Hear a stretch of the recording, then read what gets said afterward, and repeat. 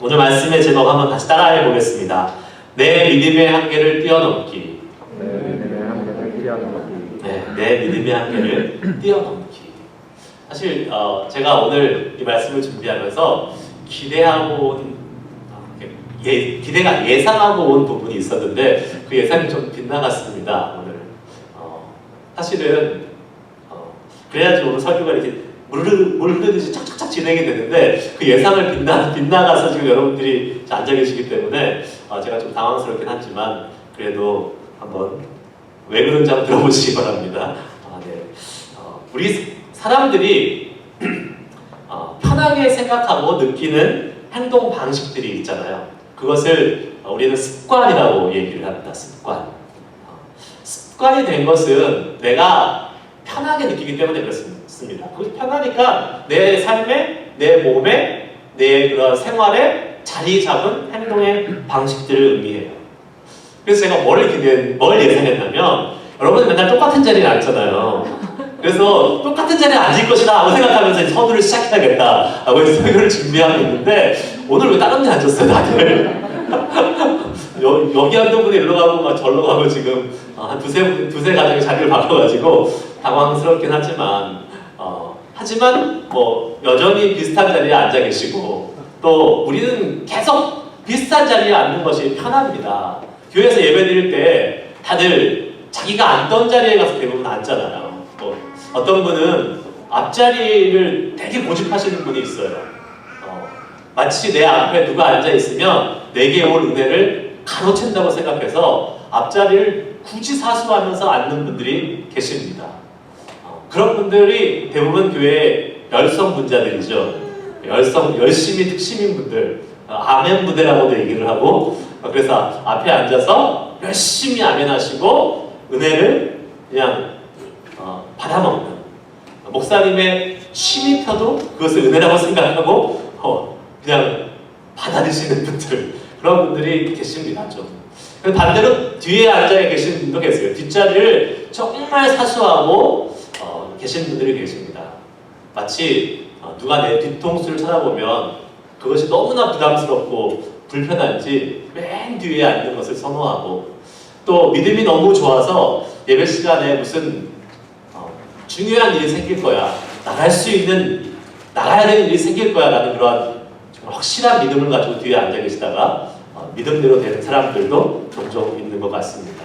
아무튼 우리가 이 자리만 보더라도 자기가 앉는 자리를 많이 선호해서 익숙한 자리에 앉습니다. 그리고 그 익숙한 자리가 왜 그럴까요? 우리에게 평안함을 주고 안정감을 주기 때문에 그렇습니다. 이렇게 우리가 익숙하고 평안함을 느끼는 영역을 영어로는 컴포트 존이라고 합니다. 컴포트 존. 안전지대라고 이야기합니다. 안전지대. 우리가 편안함을 느낄 수 있는 곳. 그런데 우리 일상생활에서도 이런 컴포트 존이 있는 게 아니라 우리의 믿음의 영역에서도 안전지대가 있다는 거예요. 내가 익숙해하고 편안하게 신앙생활할 수 있는 방식입니다. 익숙하게 편안하게 신앙생활할 수 있는 방법들, 방식들, 그런 과정들이 있습니다. 오랫동안 내가 신앙생활을 하면서 하나님에 대해서 알게 된 그 지식, 그리고 그 경험, 그것이 축적해서 만들어 놓은 나의 믿음의 모양이 있습니다. 그 믿음의 바운더리가 있어요. 그 안에 있으면 편안하고 안전하게 느껴집니다. 그래서 사람들은 많은 대부분의 신앙인들은 그 믿음의 컴포트 존을 넘어가려고 하지 않습니다. 왜요? 편하기 때문에. 안정감을 느껴 있기 때문에. 그걸 넘어가면 불안하고 불편하기 때문에 안 넘어가려고 합니다. 그리고 대부분의 사람들이 그 믿음의 컴포트 존에서 거하고 있으면서 그것이 그렇게 주는 편안함이 하나님이 주신 평안함이라고 자기 위로하고 어떻게 보면 착각하고 지내는 경우도 많이 있는 것 같습니다. 과연 하나님은 우리가 우리 스스로 정한 믿음의 컴포트존에 머물기를 원하실까? 저는 아니라고 생각합니다. 왜요? 그 확실한 이유는 하나님께서 우리가 우리가 정해놓은 믿음의 영역, 우리가 정해놓은 믿음의 바운더리, 컴포트존에 있기를 원하시지 않기 때문에 그래요. 그러면 우리의 믿음이 성장할 수가 없습니다. 하나님이 원하시는 온전한 믿음의 방향으로 나아갈 수 없기 때문에 그렇습니다. 내가 익숙하고 편한 것이 아니라 늘 언제나 미지의 불편한 곳, 불확실한 곳을 향해서 하나님의 신실하심을 믿고 발걸음을 떼어 나가기를 하나님이 원하신다는 것을 우리는 성경을 통해서 너무 분명하게 볼 수 있는 것이지요. 그런 믿음을 보인 대표적인 인물이 바로 아브라함입니다. 아브라함. 그는 믿음의 조상이라고 인정받았고 또 모든 이스라엘 백성들로부터 지금도 가장 위대한 선지자라고 칭송을 받고 있는 사람입니다. 성경에서 믿음의 조상, 그리고 성경에서 말한 하나님의 그 놀라운 축복을 받은 사람이 아브라함이죠. 아브라함이 어떻게 그렇게 됐을까라고 생각했을 때에 그 결정적인 계기, 그 결정적인 이유는 바로 이 컴포트 존을 깨고 나와서 하나님의 명령에 순종했기 때문에 그렇습니다. 창세기 12장 1절 2절 말씀을 한번 보겠습니다. 우리가 너무 잘 아는 말씀이죠. 같이 읽습니다. 시작. 여호와께서 아브라함에게 이르시되 너는 너의 고향과 친척과 아비의 집을 떠나 내가 내게 보여줄 땅으로 가라. 내가 너로 큰 민족을 이루고 내게 복을 주어 내 이름을 창대하게 하리니 너는 복이 될지라. 아멘. 아브라함은 갈대아 우르라는 지역을 떠나서 그 부모와 함께 떠나서 하란이라는 곳에 정착하고 오랫동안 살고 있었습니다. 그런데 이 하란에서 정착하고 살고 있는데 하나님이 어느 날 갑자기 나타나서 너는 너의 고향 친척과 아비의 집을 떠나 내가 내게 보여줄 땅으로 가라 라고 명령하고 계십니다. 이것은 아브라함에게 있어서 단순히 컴포트존을 떠나는 그 안전지대를 떠나는 문제만이 아니었습니다. 그것보다 훨씬 더 심각한 문제였어요. 왜요? 온 가족의 생사가 걸린 문제였기 때문에 그렇습니다. 우리가 안전지대를 떠난다고 해서 우리가 뭐 죽고 사는 문제가 있는 건 아니잖아요. 그러나 이거는 지금 죽고 사는 문제가 연결되어 있는 것입니다. 왜요? 당시에 그 고대 근동 지역에서 자신의 부족, 자신의 가족이 살던 곳을 떠난다는 것은 생계를 버린다는 거예요. 거기서 목축하고 거기서 양과 소를 키우면서 낙타를 키우면서 지내는 재산의 그러한 소스가 없어지는 것을 의미합니다. 새로운 곳에 가면 또 그 새로운 곳에 정착하고 있던 사람들이 대부분 적대적이기 때문에 생명의 위협을 얻을 수밖에 없는 것이지요. 온 가족이 몰살당해서 죽을 수도 있는 그러한 중대한 문제였습니다. 그런데 여러분, 아브라함은 그러한 상황 속에서 어떠한 결정을 합니까? 아브라함이 좀 젊었으면 그래도 한번 젊은 패기로 시도해 볼 만한데 아브라함 나이가 몇 살이라고요? 75세였다라고 성경은 기록하고 있습니다. 75세, 이제 인생을 마무리하는 시점. 물론 그때는 조금 더 오래 살았지요. 뭐 100살 넘어서까지 살았기 때문에 아직 좀 남아있긴 하지만 그래도 무엇인가를 새롭게 시작할 청년의 패기가 있을 때는 아니었던 것 같습니다.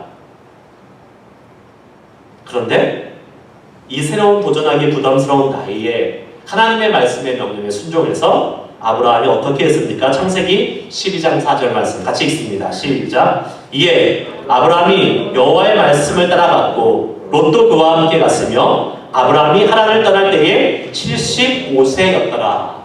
아멘. 아브라함이 여호와의 말씀을 따라갔고 라고 성경은 하나님이 말씀하시는 그 말씀에 곧 이어서 지금 우리에게 증거하고 있습니다. 아브라함이 여호와의 말씀을 따라갔습니다.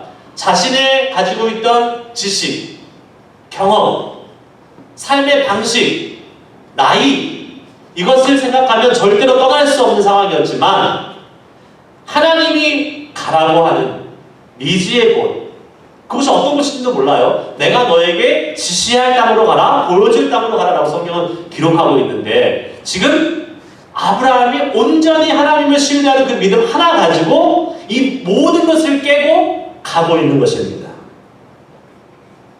이것이 믿음인 것입니다. 우리가 믿고 따를 수 있는 것, 우리가 믿을 수 있는 것, 해볼만 한 것을 하는 것은 믿음이 아닙니다. 그것은 상식입니다. 네, 우리가 갖고 있는 지식 내에서 믿어지는 것은 상식이에요. 세상 사람들도 얼마든지 할 수 있는 상식입니다. 그러나 상식은 믿음이 아닙니다. 믿음은 믿을 수 없는 와중에, 아니 믿어지지 않는 것을 하나님의 신실하신 말을 믿고 믿음으로 순종하며 나아가는 것이 믿음인 것입니다.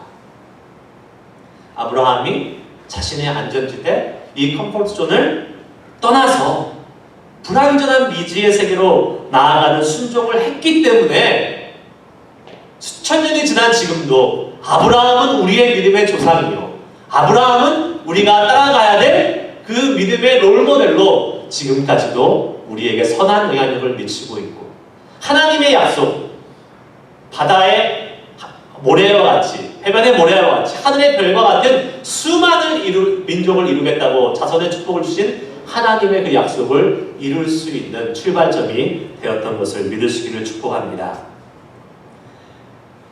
우리의 신앙의 여정에서도 하나님께서 믿음이 보이기를 원하시는 순간들이 믿음의 어떤 안전지대를 깨고 나오는 것을 보기를 원하실 때가 있습니다. 그런 것을 요구할 때가 있어요. 내 이성과 경험으로 아니라고 생각되는 것을 넘어서서 하나님이 가보라고, 발걸음을 떼라고 말씀하시는 때가 있습니다. 그리고 그러면 복 주시겠다고, 그러면 내가 약속한 복을 주겠다고 성경에서 수많은 약속들로 우리에게 말씀하고 계십니다. 그때 여러분 믿음의 순종을 하실 수 있는 분들이 될 수 있기를 주의 이름으로 축복합니다. 안 하실 거예요? 안 하실 거예요? 그런 분들 되시길 축복합니다. 아멘. 여러분들이 아시는지 모르시는지 모르겠지만 저는 여러분들이 이미 믿음의 안전지대를 깨고 나오신 분들이라고 저는 생각이 됩니다. 그렇게 믿고 있습니다. 여러분 아마 모르실 수도 있어요.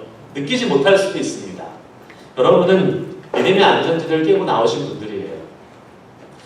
우리 지금 넘치는 교회에서 출석하고 넘치는 교회를 섬기고 있잖아요, 여러분들. 저는 그것이 그 믿음의 안전지대를 이미 깬 증거라고 생각을 합니다.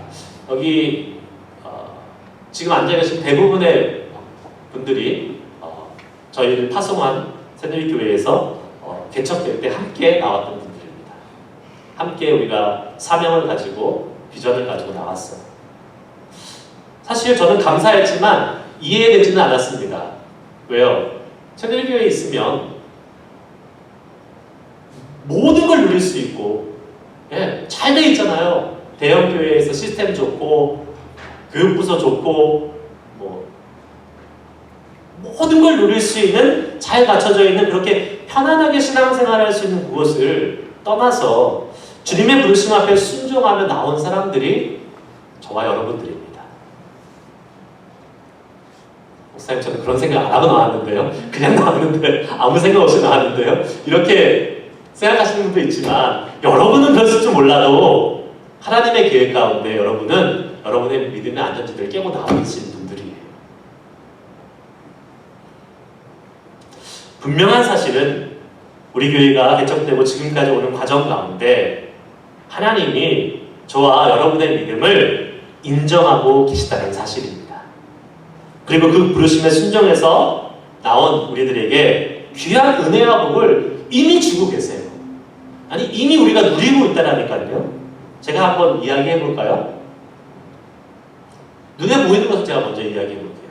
어떠한 복을 누리고 있습니까? 사실 저는 여러분들의 상황을 대충 아니까 우리 모두 다 든든한 직장 속에서 물질적인 축복받고 잘 살고 있습니다. 돈 때문에 고생하는 사람, 재정 때문에 힘들어하는 사람 거의 없는 것 같아요. 다 좋은 직장을 다니면서 재정적으로도 여유 있고 넉넉하게 살고 있습니다. 심지어 개척교회 목사님 저도 재정적으로 쪼달리지 않고 넉넉하게 채워주셔서 잘 살고 있어요. 네. 신기하지 않습니까? 우리 교회 몇 명이나 된다고. 근데 우리 교회 재정은 아주 풍성합니다. 그때 지난주에 얘기했잖아요. 케일럽이 사탕 받으면서 우리 교회 부자예요? 이렇게 얘기했다는 그 말. 사탕을 막 하나씩 안 주고 뭉태기로 백으로 그냥 열몇 개씩 가져갔다는 그런 모습 보고 다른 교회는 한 개씩 찌끔찌끔 주는데 우리 교회는 아주 통 크다고 부자라고 그렇게 고백했던 그런 어린아이의 고백이 우리 교회에 나타나고 있는 현실입니다. 좋은 직장 다니고 계시잖아요. 직장도 막 옮겨가요. 좋은 직장을 계속 업그레이드하면서 이 와중에 집을 마련한 사람도 몇 가정이 있고 새 생명도 태어났고 임신도 됐고 제가 말한 이 모든 것을 다 가진 다 경험한 한 가정도 있습니다. 예. 여러분 우리가 잘 알잖아요. 팬데믹을 겪으면서 매주 모여서 예배하는 것이 당연한 것이 아니라는 것을 알잖아요. 평범했던 것 그것이 얼마나 큰 은혜였다는 것을 우리는 너무나 잘 깨달았잖아요. 제가 말씀드린 이 모든 것이 어찌 보면 평범할 수도 있어요. 여러분들에게는. 근데 이것이 당연한 것이 아니라니까요. 그리고 너무나 큰 하나님의 복이라는 사실을 우리는 기억해야 될 것입니다. 하나님이 일하시고 계시고 복 주시고 계시다는 증거예요. 그런데 여러분 제가 말씀드렸죠? 이건 눈에 보이는 축복이라고. 눈에 보이지 않는 축복, 영적인 축복에 비하면 이것은 정말 아무것도 아닙니다. 세 발의 피예요.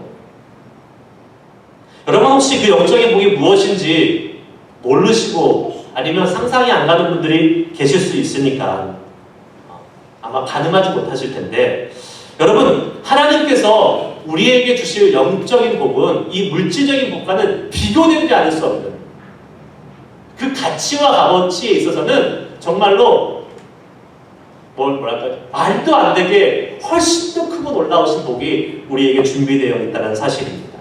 그 복을 여러분들이 누리고 계시고 그리고 앞으로 누릴 거라는 사실을 믿으시기 바랍니다.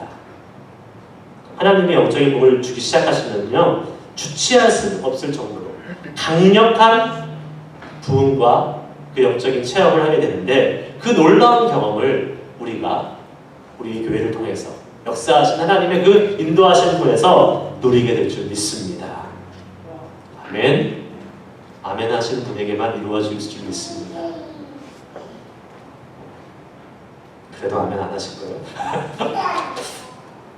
오늘 본문 말씀 욥의 분명한 믿음의 고백과 간증으로 시작되고 있잖아요. 우리가 이 말씀 잘 알고 너무나 좋아하는 말씀, 붙잡고 있는 말씀, 고난 중에서도 특별히 어려움 겪을 때 이 말씀 붙잡으면 힘이 되잖아요. 10절 말씀 같이 한번 읽어봅시다. 한번 큰 소리로 고백합시다. 욥처럼 시작. 그러나 내가 가는 길을 그가 아시나니 그가 나를 단련하신 후에는 내가 순금같이 되어 나아오리라. 옛날에 이게 정금같이 나오리라 그랬어요. 그래서 우리 찬양 부를 때는 정금같이 나오리라. 순금이든 정금이든 똑같은 좋은 금입니다. 같은 금이에요.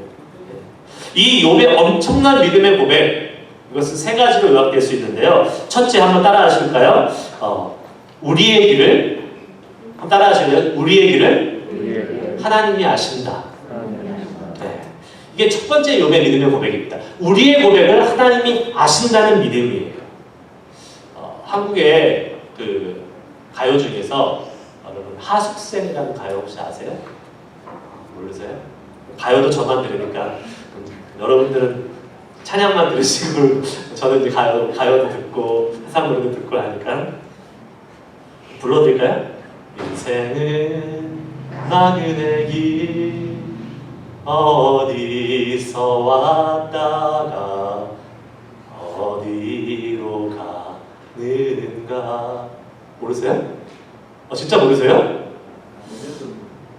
예, 할아버지가 부른 노래예요.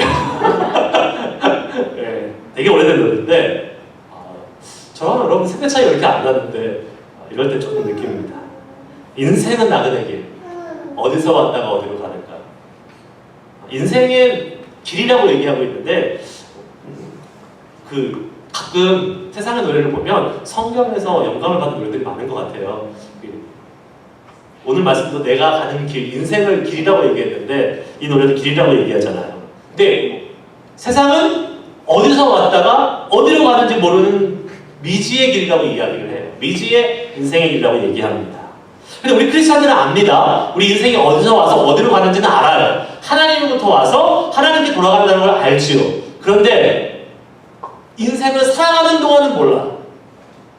내가 지금 어떻게 될지 모르는 게 인생이라는 것입니다.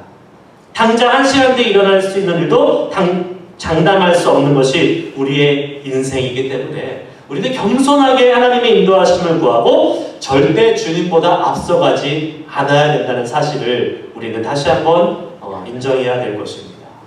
자, 이번 주에 저희 집 가라지 청소를 했어요. 2년 만에 가라지 청소를 했는데 월요일 날 했습니다. 월요일 날 했어요. 2년 만에 청소를 했으니까 얼마나 더럽고 버릴 게 많았겠어요. 제가 큰 실수를 한 게 월요일 날 했다는 게 큰 실수예요. 저희 쓰레기통을 월요일 날 비워가거든요. 월요일 날 모든 쓰레기통이 꽉 찼어요. 더 이상 버릴 쓰레기가 없어요. 그래가지고 막 들고 막 다른 데 가서 막 버리고 막 이랬는데 청소하고 나면 기분이 좋습니다. 몸은 피곤하지만 깨끗한 것을 보면 너무나 좋아요. 그런데 제가 이번 가라지 청소를 하면서 깨달은 게 한 가지 있습니다. 그것이 뭐냐면 거기에 쌓여있던 많은 교회 주방 용품들을 보면서 제가 깨달은 것이 있습니다. 처음에 교회 오기 시작했을 때에 한 집사님이 믿음으로 한 우리 200인분의 그릇과 수저와 주방 용품을 사야 된다라고 하셨습니다. 네. 200인분이에요. 하셨어요. 제가 그랬어요. 집사님 믿음은 좋은데 그때 가서 사도 되지 않을까요? 지금은 안 사도 될 것 같은데요. 그렇게 얘기했습니다. 믿음이 너무 좋으셔가지고 그분을 막을 수가 없었어요. 200인분을 결국은 사셨습니다. 저희 집에 국그릇 200개가 있는 거예요. 수저 200개라. 감사했어요. 한편으로는 감사했어요. 교회를 너무나 사랑하시고 그런 믿음을 가지고 봉사하시고 교회 재정을 쓴 것도 아니에요. 자기 재정으로 자기 돈으로 사신 거예요. 근데 여러분 우리가 지금 경험하고 있잖아요. 우리가 지금 200명이 예배를 합니까? 20명도 지금 예배하기 힘든 상황인데 200명도 예배하고 있지 않잖아요. 중간에 팬데믹이 와서 교회가 거의 2년간 문을 닫았잖아요. 교회가 지금 저희 교회뿐만 아니라 많은 교회가 지금 출석이 감소하고 있고 어려운 상황에 있는데 이걸 예상하지 못했던 거죠. 분명히 믿음은 좋았는데 그것은 안타깝지만 그 집사님의 자신만의 믿음이었던 것 같아요. 네. 감사해요. 너무나 감사해요. 하지만 저는 분명히 깨달았습니다. 그 시간에만큼은 주님보다 집사님이 앞서가셨구나. 그런 생각을 해보게 됐습니다. 그런데 주님보다 앞서가면요, 그 결과가 그 주변에 있는 본인뿐만 아니라 그 주변에 있는 모든 사람들에게 유익하지 않다라는 겁니다. 그분은 그 수많은 용품을 사기 위해서 자기 재정을 낭비했고, 저는 저희 집에 처치곤한 물건들이 가득 쌓여있는 그런 상황을 지금 맞이하게 되었습니다. 우리의 인생에 가는 길을 알 수 없습니다. 하지만 분명한 것은 우리는 모르지만 하나님은 아신다는 거예요. 하나님은 알고 계신다는 거예요. 그렇기 때문에 하나님이 알고 계심을 인정하고 내가 주님보다 앞서가지 않으면 되는 것입니다.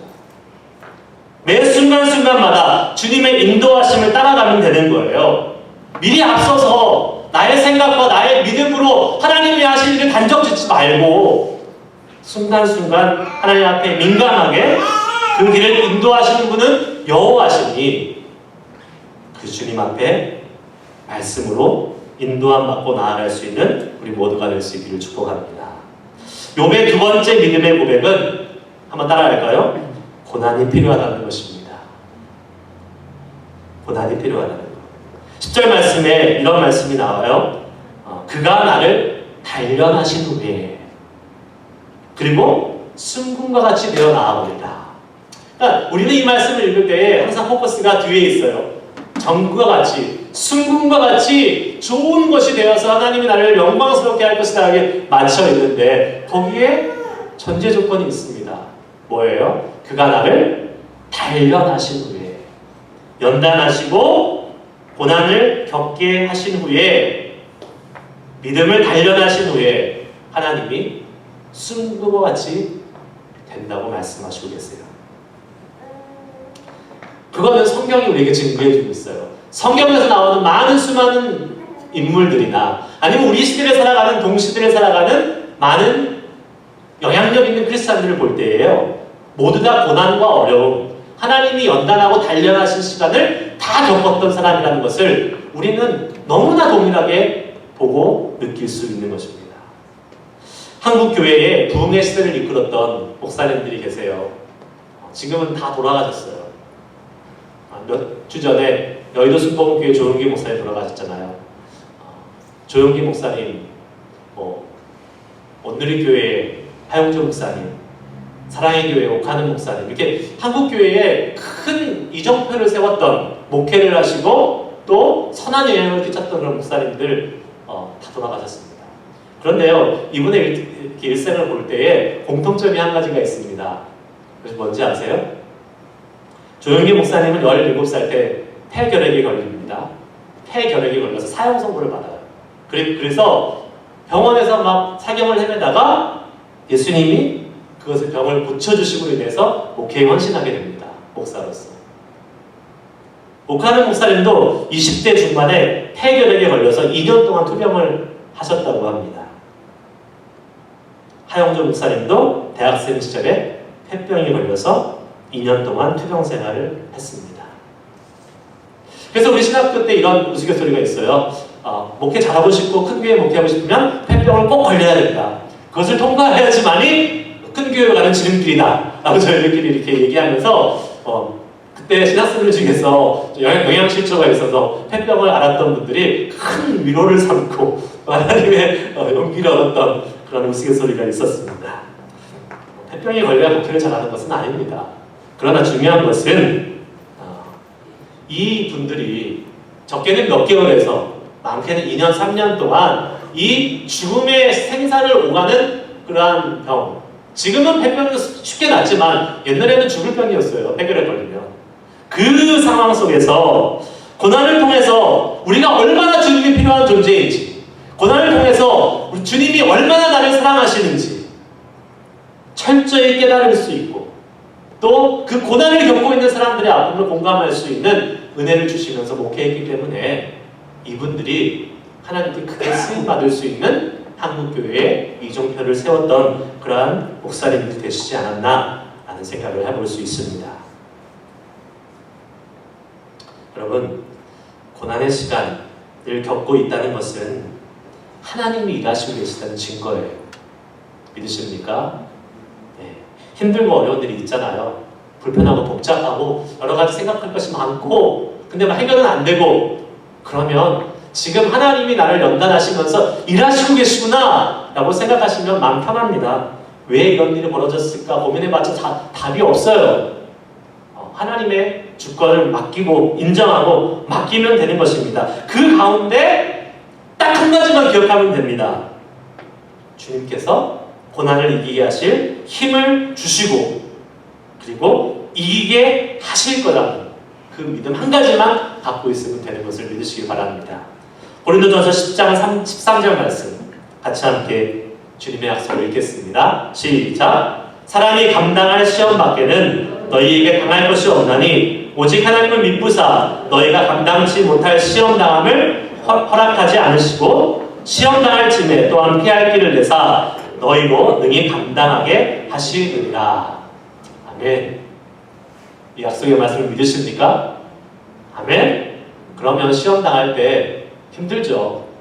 고난 당할 때 어렵죠. 하지만 넉넉히 감당할 수 있는 힘을 주실 줄 믿습니다. 이 고난이 하나님이 인도하시는 종착점이 아니라 이 고난의 끝에 정말 영광스러운 빛나는 순금과 같이 되어 나아오는 그러한 역사를 결과를 우리에게 허락해 주신다는 사실을 우리가 믿을 수 있기를 축원합니다. 그리고 이것이 욥의 마지막 믿음의 고백입니다. 내가 순금과 같이 되어 나아오리라. 고난을 겪을 때 죽을 것 같이 힘들어도 그 시간은 우리의 믿음이 온전해지고 또 완전한 믿음의 사람으로 만드시기 위한 하나님의 과정임을 믿고 그 고난의 시간을 인내하며 이겨낼 수 있어야 할 줄 믿습니다. 그런데 여기서 문제가 한 가지 있어요. 그 문제가 무엇입니까? 현실적인 문제가 다가오는 것입니다. 우리도 욥과 같이 하나님이 이 고난을 주시고 이기게 하실 거라는 것을 알아요. 우리를 단련하시고 우리를 순금과 같이 영광스럽게 변화시킬 것을 압니다. 그런데 문제는 이 고통이, 이 고난이 너무나 내가 이겨낼 수 없을 정도로 고통스럽고 이해되지 않을 때 발생하는 것입니다. 욥은 10절과 같이 완벽한 믿음을 고백했지만 그것이 온전히 자신의 것이 되지는 못했던 것 같아요. 10절 이후에 진행되는 고백하는 말들을 보면 하나님에 대한 두려움, 하나님에 대한 불안함, 하나님에 대한 불신, 이런 것들이 계속 나오게 되는 것을 보게 됩니다. 10절에 위대한 고백을 했잖아요. 나를 단련하신 후에 정금과 같이, 순금과 같이 내가 나오게 하리라 라는 그 위대한 고백을 했음에도 불구하고 그것이 그의 개념적인 고백으로 끝나고 그의 삶으로 나타나지 적용되지 못했기 때문에 욥의 이 말은 아무런 능력과 의미가 없었습니다. 왜 그렇습니까? 욥도 자기가 이해할 수 있는 자신의 믿음의 범위 안에서만 하나님을 믿었기 때문에 그렇습니다. 그리고 그 믿음의 범위가, 자기가 정한 믿음의 범위가 벗어나니까 내가 지금 죄를 안 졌는데 왜 하나님이 나에게 이 아픔을 주시지? 이 고난을 주시지? 이해할 수 없는 그 범위 밖에서 하나님이 일하시고 계시니까 지금 하나님을 믿을 수 없게 되는 거예요. 자신의 이해의 영역을 벗어나 고난을 겪자 욥은 하나님을 이전과 같이 온전히 신뢰할 수 없게 된 것입니다. 그런데 여러분, 예수님이 신약 성경에서 이런 말씀을 하셨던 것을 기억해 보시기 바랍니다. 마태복음 5장 46절 말씀이에요. 같이 읽습니다. 시작. 너희가 너희를 사랑하는 자를 사랑하면 무슨 상이 있으리요? 세리도 이와 같이 아니하느냐. 예수님이 우리를 사랑하는 사람만 사랑하면 그것이 무슨 의미가 있느냐? 다른 말로 하면 너희가 할 수 있는 것, 너희가 이해할 수 있는 것, 너희가 생각할 수 있는 것, 받아들일 수 있는 것 안에서만 하나님의 말씀을 믿고 행동한다면 그것이 무슨 의미가 있느냐? 세상 사람들도 그렇게 하느니라 라고 말씀하고 있다는 사실이에요. 우리가 할 수 있는 선에서 하나님의 말씀대로 사는 것, 우리가 이해되는 선에서 하나님의 말씀을 믿는 것, 우리가 믿을 수 있는 선에서 하나님을 신뢰하는 것, 그것은 진정으로 주님이 원하시는 믿음이 아니라는 겁니다. 그런 사람들은요, 언제든지 자신의 안전지대를 벗어나서 하나님이 일하시나요? 그러면 당황스러워합니다. 그리고 그 믿음이 흔들릴 수밖에 없게 되는 거죠. 제가 조금 더 직설적으로 표현해 볼까요? 많은 크리스찬들이 자신의 믿음 안에서 하나님을 가두고 신앙생활을 하고 있습니다. 내가 하나님을 가둬놓고 있다니까요. 나의 믿음이라는 명목 아래, 내가 이런 하나님을 믿고 있다는 그러한 명목 아래 하나님을 가두고 신앙생활을 합니다. 그런데 여러분 생각해 보십시오. 우리의 믿음이 얼마나 대단합니까? 정말 대단합니까? 대단하다 그러면 그나마 다행이에요. 그런데 우리의 믿음은 늘 흔들려요. 늘 볼품 없어요. 늘 넘어지고 늘 개런티할 수 없잖아요.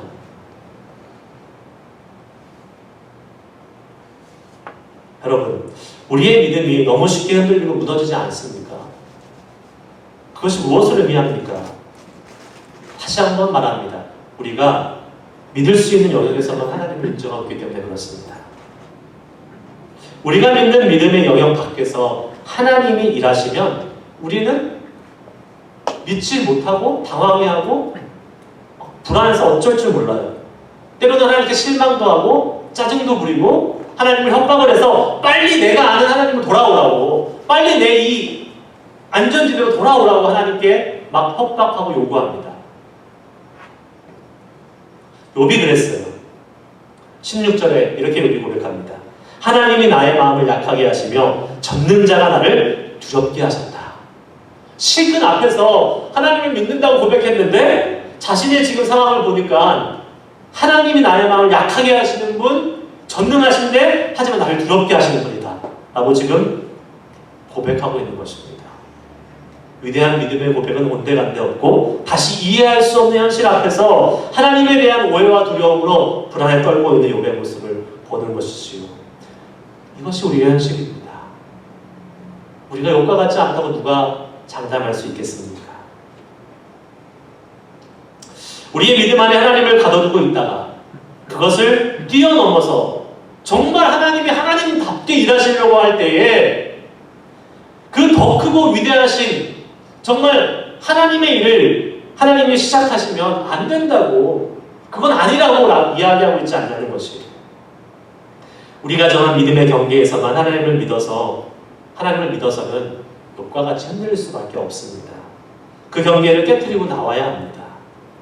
언제까지 내가 정해놓은 그 믿음의 정도의 한계 내에서만 하나님을 믿을 것입니까? 로마서 4장 말씀에 아브라함을 뭐라고 표현하고 있나 정리하고 있는 부분이 있습니다. 이 말씀을 읽고 오늘 말씀 마치려고 해요. 그러면서 아브라함이 깨고 나온 그 믿음의 안전지대가 무엇인지를 한번 보시고 그 결과가 어땠는지를 다시 한번 우리의 마음속에 확신을 얻기를 바랍니다. 제가 한번 읽겠습니다. 로마서 4장 18절에서 22절. 아브라함이 바랄 수 없는 중에 바라고 믿었으니 이는 내 후손이 이 같으리라고 하신 말씀대로 많은 민족의 조상이 되게 하려 하십니다. 그가 100세나 되어 자기 몸이 죽은 것 같고 사라의 태가 죽은 것 같음을 알고도 믿음이 약하여지지 아니하고 믿음이 없어 하나님의 약속을 의심하지 않고 믿음으로 견고하여져서 하나님께 영광을 돌리며 약속하신 그것을 또한 능히 이루실 줄을 확신하였으니 그러므로 그것이 그에게 의로 여겨졌느니라. 아멘. 바랄 수 없는 중에 바라고 믿는 것이 믿음입니다. 나의 믿음, 내가 정해놓은 믿음의 영역에서 믿는 것은 온전한 믿음이 아닙니다. 왜요? 하나님은 내가 정한 믿음 경계 밖에서도 일하시고 계시기 때문에 그 하나님을 인정해야지 그것이 온전한 믿음인 것입니다. 만약에 여러분 내가 지금까지 믿어왔던 방식대로 나의 믿음의 영역 안에서만 하나님을 믿고 우리의 안전지대에서만 하나님을 믿는다면 우리의 인생은 그저 그런 인생, 지금과 같은 평범한 신앙인 될 수밖에 없어요. 하나님의 놀라운 기적과 하나님의 역사를 체험할 수 없습니다. 왜요?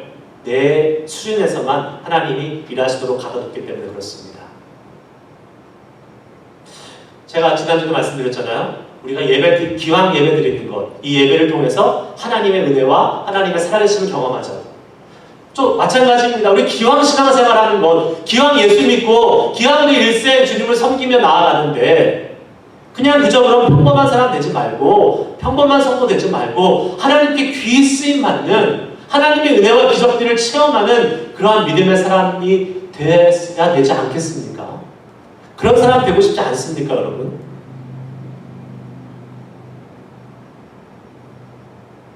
않겠다면 어쩔 수 없겠지만 여러분, 우리의 안전지대에서 과감히 담대하게 나오십시오. 여러분이 그동안 보지 못한, 경험하지 못한 놀라운 무한대의 하나님의 일하심을 보게 될 것입니다. 맞습니다. 그것은 불안합니다. 두렵습니다. 불편하기도 합니다. 그러나 아브라함처럼 믿음에 순종을 하고 나아가 보십시오. 제가 기도할 때에 내가 깨트리고 나와야 될 나의 믿음의 안전지대는 어디입니까? 아니 무엇입니까? 주님은 오늘 우리가 결단하고 그 밖으로 나와서 전능하신 주님을 그리고 무한하신 영적인 축복을 예비하고 계신 하나님을 경험하기를 원하십니다.